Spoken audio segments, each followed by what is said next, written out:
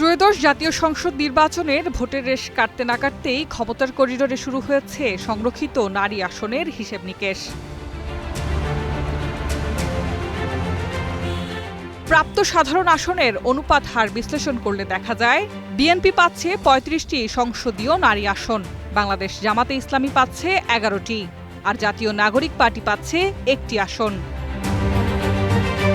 নির্বাচন বিশেষজ্ঞদের মতে নারী আসনে স্বজনপ্রীতির ঊর্ধ্বে উঠে অভিজ্ঞ ও যোগ্য প্রার্থীদের মূল্যায়ন করলেই গণতান্ত্রিক চর্চা আরও সুদৃঢ় হবে।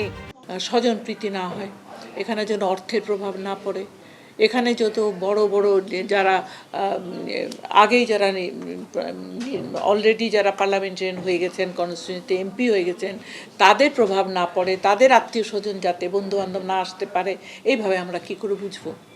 সেটা স্বচ্ছতার ভেতরে করতে হবে। যদি তারা এইবার এটাই করেন, তাহলে এটার জন্য আমরা নারী না, শুধু সমস্ত পুরুষরাও যদি স্বচ্ছভাবে বুঝতে পারি যে এই ক্যাটাগরিতে আমরা এইখানে এই মহিলাকে ইয়ে করলাম।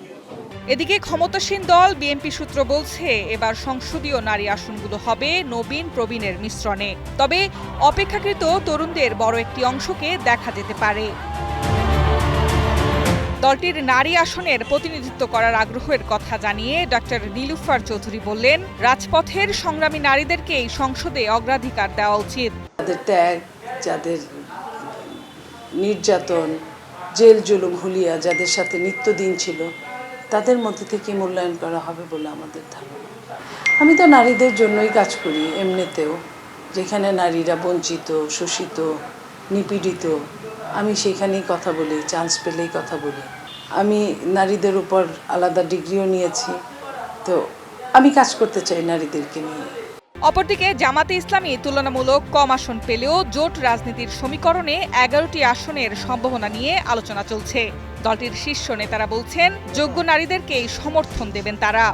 আমরা দলীয়ভাবে যে সমস্ত সিদ্ধান্তগুলো নেই সেটা দলীয় ফোরামে নেই, এখানে কোনো স্বজনপ্রীতির বা আত্মীয়তার সম্পর্কের ভিত্তিতে আমরা নেই না। তো এখন তো এই সুযোগ আমাদের হাতে আছে, আমরা দেবো, যেহেতু আমাদের সংখ্যাও বেশি, ১১ থেকে ১২ জনের মতো আমরা পাবো।